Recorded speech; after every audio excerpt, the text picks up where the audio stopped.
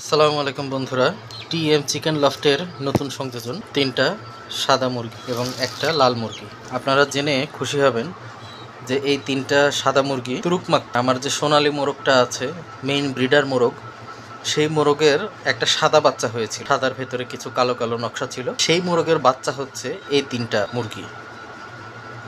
Unfortunately ওই যে মোরগটা ছিল, সেই মোরগের চোখে ঘা হয়েছিল, যার জন্য তার একটা চোখ নষ্ট হয়ে যায় এবং সে শিয়ালের হাতে ধরা পড়ে।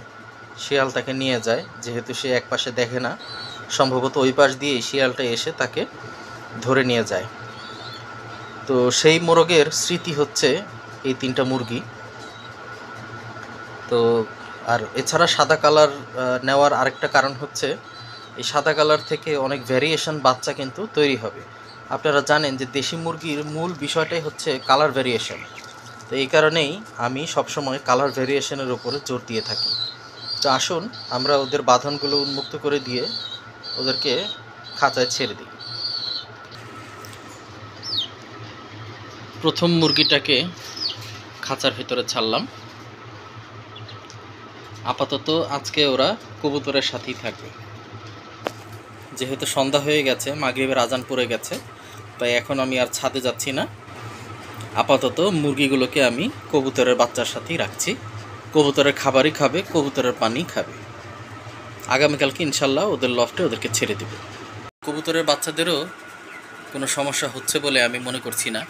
কেউ কিন্তু কাউকে আক্রমণ করছে না, ওরা ভালোই আছে। এটা বড় একটা খাঁচা, 3 ফুট বাই 1 ফুট খাঁচা, বেশ ভালো আছে। এখন আমি ওদেরকে খাবার এবং পানি দিচ্ছি। দেখুন বন্ধুরা, ওদেরকে খাবার এবং পানি দিয়ে দিলাম এবং দেখেন খাবার দেওয়া মাত্রই কিন্তু মুরগিগুলো খাবার খাওয়া শুরু করেছে। এটা কবুতরের খাবার। কবুতরের খাবার খুবই নিউট্রিশাস। আর আপনারা জানেন যে দেশি মুরগি সব ধরনের খাবারই খায়, সুতরাং কবুতরের খাবার খেতে ওদের কোনো সমস্যা হবে না।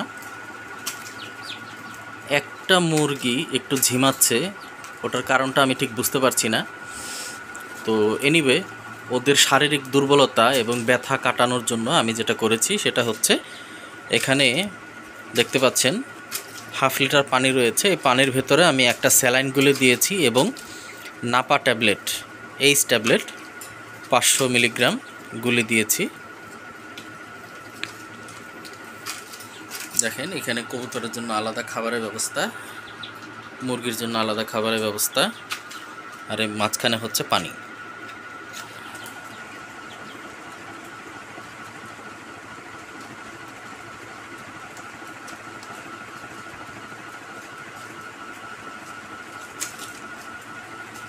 মুরগিটাকে দেখতে পাচ্ছি লেজ গুটিয়ে বসে আছে। আমার ধারণা মুরগিটা কোনো কারণে অসুস্থ হয়ে পড়েছে। এনিওয়ে, ওর পটি দেখলে আমরা আসলে বুঝতে পারবো ওর অসুখটা কী। আর ও যদি একটু খাওয়া দাওয়া করে আর ওষুধ মিশ্রিত স্যালাইনটা যদি খায়, তাহলে কিন্তু সুস্থ হয়ে যাবে বলে আমি আশা রাখি।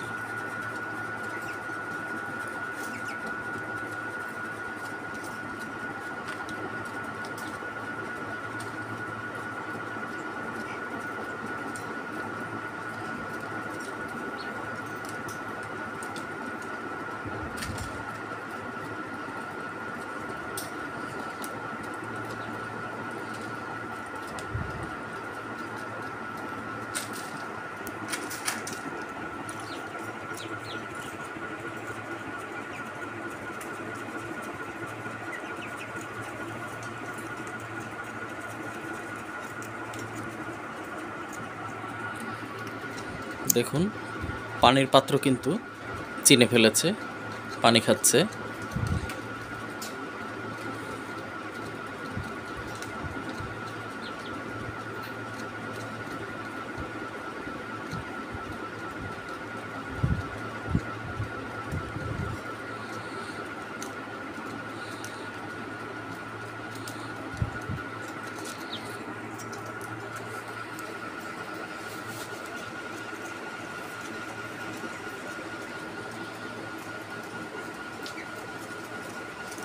ধন্যবাদ বন্ধুরা ব্লগটি দেখার জন্য। আশা করছি আপনাদের ভালো লেগেছে। কালকে দেখা হবে নতুন একটি এপিসোডে। ততক্ষণ পর্যন্ত ভালো থাকবেন, সুস্থ থাকবেন। আসসালামু আলাইকুম।